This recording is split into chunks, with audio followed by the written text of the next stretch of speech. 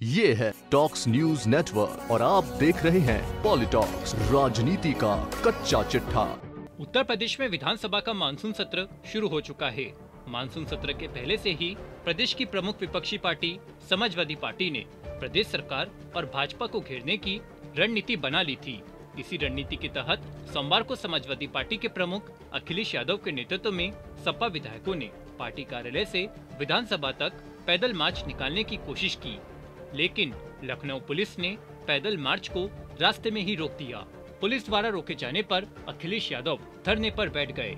वहीं धरने पर बैठे अखिलेश यादव ने कहा कि महंगाई, बेरोजगारी, बदहाल कानून व्यवस्था जैसे जनहित के मुद्दों पर सपा के पैदल मार्च के मार्ग में बाधा बनकर भाजपा सरकार साबित कर रही है कि वह जन आक्रोश से डरकर कितना असुरक्षित महसूस कर रही है।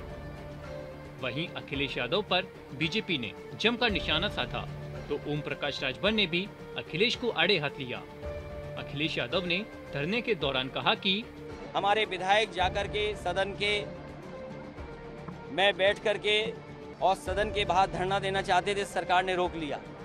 आज जब हम सब लोग पैदल जाना चाहते थे उस समय भी रोका गया है। आखिरकार ये कैसी सरकार है जो विधायकों को, पूर्व मंत्रियों को, कई बार के विधायक हैं, पूर्व स्पीकर हैं, बड़े बड़े पदों पे पूर्व में लीडर ऑपोजिशन रहे, वो सब साथ हैं, उनको सदन में नहीं जाने दे रहे। आखिरकार सदन में जाकर के हम अपनी जनता की तो बात उठाते हैं। आखिरकार सरकार क्यों नहीं फेस करना चाहती है? और सरकार इसीलिए नहीं फेस करना चाहती है क्योंकि हर मुद्दे पर सरकार असफल हुई है। लेकिन लोकतंत्र के मूल्यों को बचाने के लिए समाजवादी पार्टी इसी तरह यही सड़क का रास्ता अपनाएंगे। जब सदन में इन्होंने नहीं जाने दिया तो सदन चला करके वंदे मातरम से शुरुआत कर करके और हमारे जो विधायक अरविंद गिरी जो हमारे बीच नहीं रहे उनकी भी शोक सभा कर करके खत्म की है। और अगली रणनीति क्या होगी वो भी हम लोग विधायक बैठ करके तय करेंगे। तो वहीं सूबे के मुख्यमंत्री योगी आदित्यनाथ ने अखिलेश यादव पर निशाना साधते हुए कहा कि किसी भी दल को और किसी भी व्यक्ति को लोकतांत्रिक तरीके से अपनी बात रखने में कहीं कोई बुराई नहीं है। हर एक व्यक्ति को है।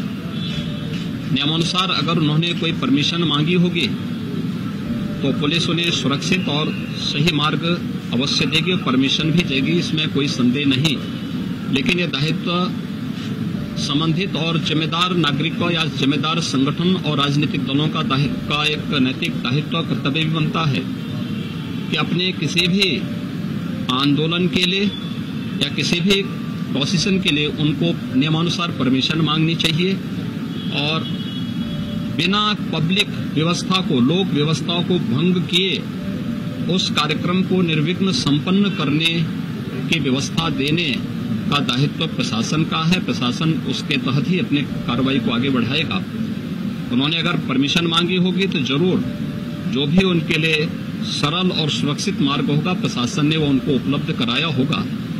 मुझे लगता है समाजवादी पार्टी से ये उम्मीद करना कि वह किसी नियम को माने, किसी शिष्टाचार को माने, ये एक कपोल कल्पना ही कही जा सकती है।